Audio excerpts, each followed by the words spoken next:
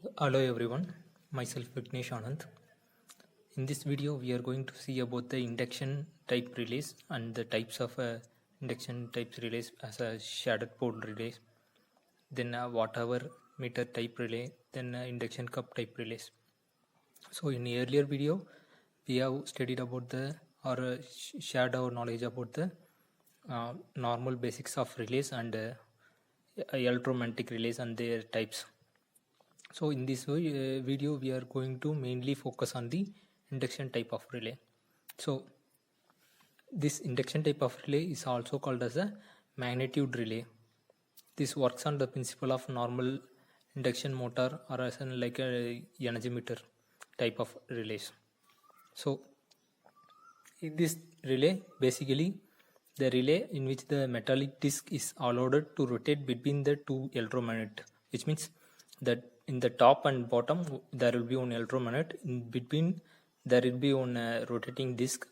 So whenever the magnet which carries a coil, whenever the supply is given to the coil, or else the coil will sense the fault current or voltage.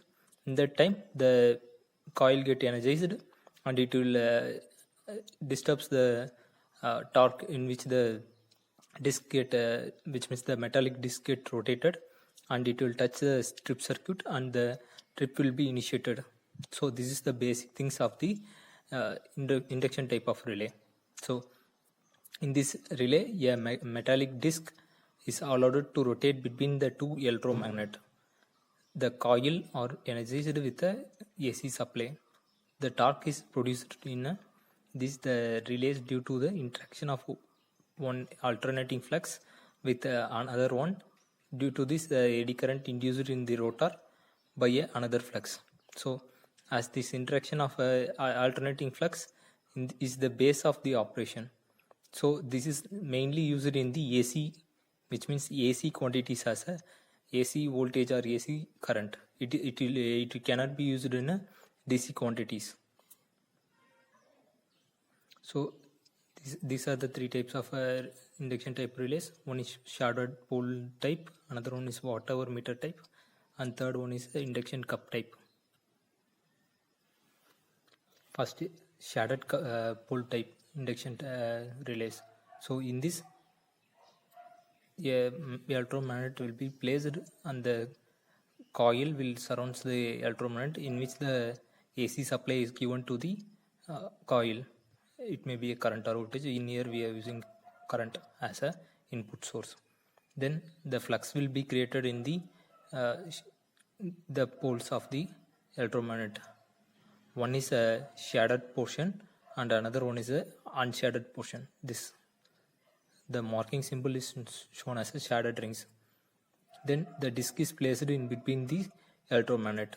Whenever the flux is created, whenever the flux overcomes the restraining force of the spring, which means the sprinklers, automatically it will move to the, which means rotates to the other end, and this portion and the shaded ring portion will touch each other, and automatically the trip will be initiated.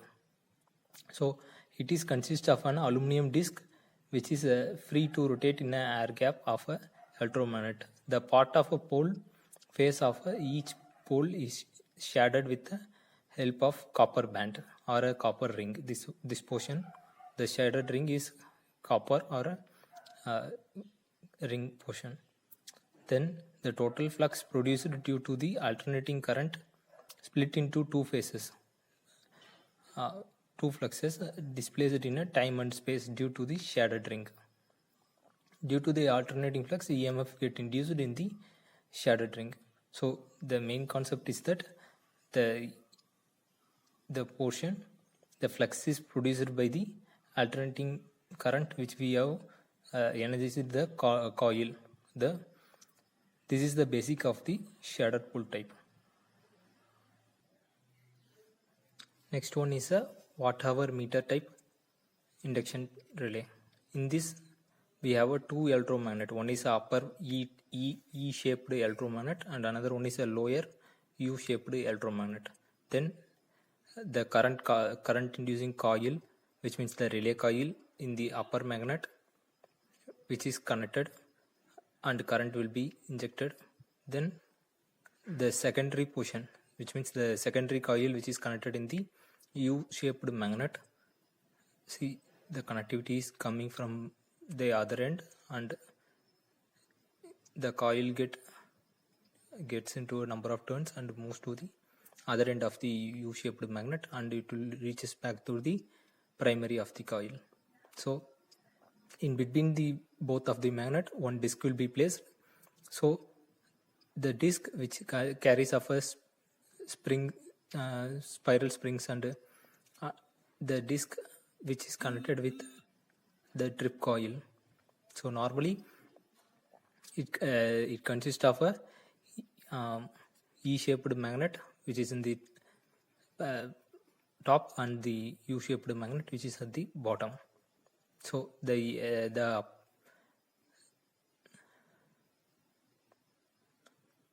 primary carries the relay current I1 and also the flux Phi1.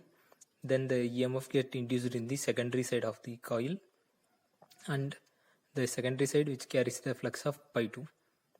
Though this drives a current I2 and produces an EMF of Phi2 in the lower magnet, due to the interaction of these two fluxes, the torque is exerted on the disc and the disc rotates. So normally in a normal condition, the disc will be in a normal condition only. So, and also there will be no movement in the disc.